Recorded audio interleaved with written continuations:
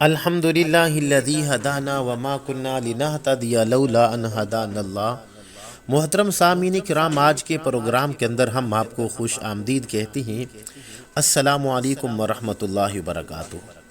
محترم سامعین کرام، آج ہم آپ کی خدمت کے اندر ایک بہت زبردست واقعہ بیان کرنے جا رہے ہیں جو کہ شیطان کے متعلق ہے، اور یقین جانیے اس واقعہ کو سن کے آپ کے رونگٹے کھڑے ہو جائیں گے اور آپ یہ سوچنے پہ مجبور ہو جائیں گے کہ ہمارا جو ازلی دشمن شیطان ابلیس وہ کتنا مکار اور چالاک ہے۔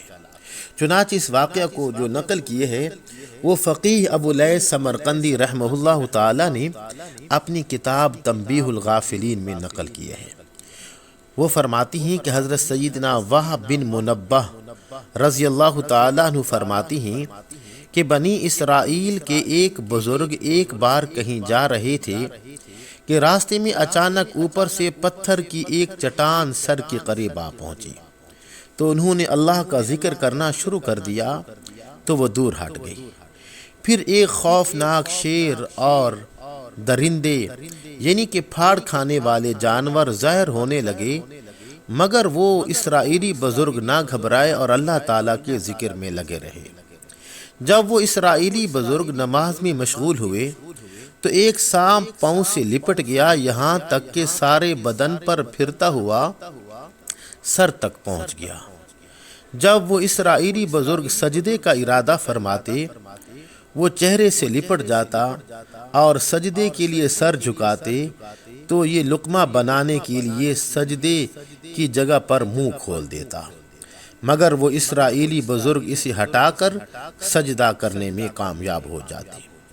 جب وہ نماز سے فارغ ہوئے تو شیطان کھل کر سامنے آیا اور کہنے لگا، یہ ساری حرکتیں میں نے ہی کی ہیں، میں آپ کی ہمت اور حوصلے سے بہت متاثر ہوا ہوں، لہٰذا اب میں نے یہ ارادہ کر لی ہے کہ آپ کو کبھی بھی نہیں گمراہ کروں گا، مہربانی فرما کر آپ مجھ سے دوستی کر لیجئے۔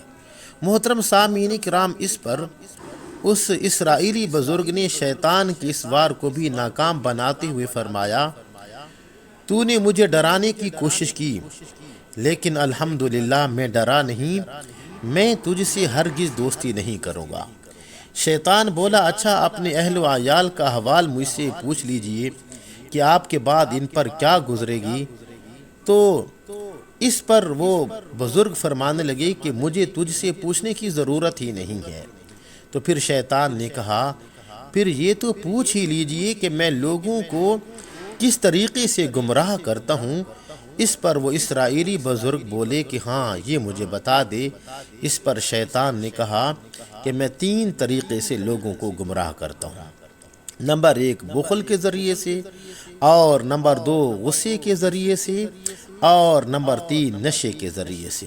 پھر اس نے اپنے ان تینوں جالوں کی وضاحت کرتے ہوئے شیطان نے کہا کہ جب میں کسی پر بخل کا جال پھینکتا ہوں تو وہ مال کے جال میں الجھ کر رہ جاتا ہے اور اس کا یہ ذہن بناتا رہتا ہوں کہ تیرے پاس بہت کم مال ہے۔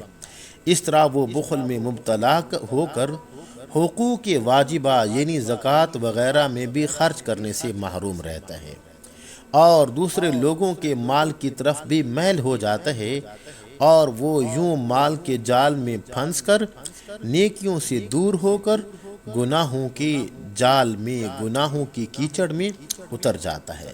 پھر شیطان نے اپنے دوسرے طریقے کی وضاحت یہ کی کہ جب کسی پر غصے کا جال ڈالنے میں کامیاب ہو جاتا ہوں تو جس طرح بچے گیند کو پھینکتے اور اچھالتے ہیں، میں اس غصیلے شخص کو شیاطین کی جماعت میں اس طرح پھینکتا اور اچھالتا ہوں، کیونکہ جو غصیلہ شخص ہے وہ علم و عمل کے اعتبار سے کتنے ہی بڑے مرتبے پر فیض ہو جائے، خواہ وہ اپنی دعاؤں سے مردے تک زندہ کر سکتا ہو، میں اس سے کبھی مایوس نہیں ہوتا، کیونکہ مجھے امید ہوتی ہے کہ کبھی نہ کبھی وہ غصے میں بے قابو ہو کر کوئی ایسا جملہ بک دے گا جس سے اس کی آخرت تباہ ہو جائے گی۔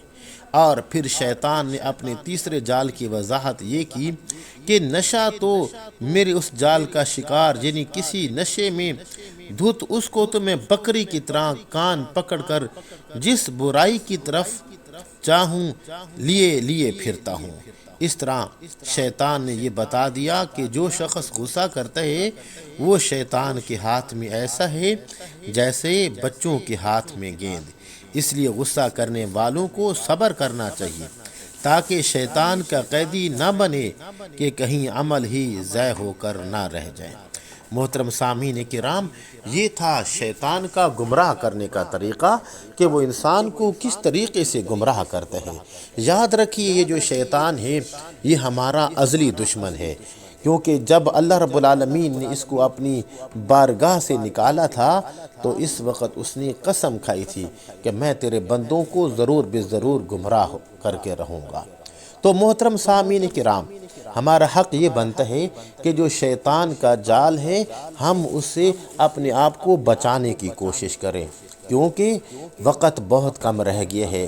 آج جس شیطان کی ہم تابعداری کر رہے ہیں، یقین جانیے کل قیامت والے دن یہی شیطان ہم سے بھاگے گا اور کہے گا کہ ان کو تو میں نے گمراہ نہیں کیا بلکہ یہ خود ہی میری یہ فرما برداری کرتے تھے۔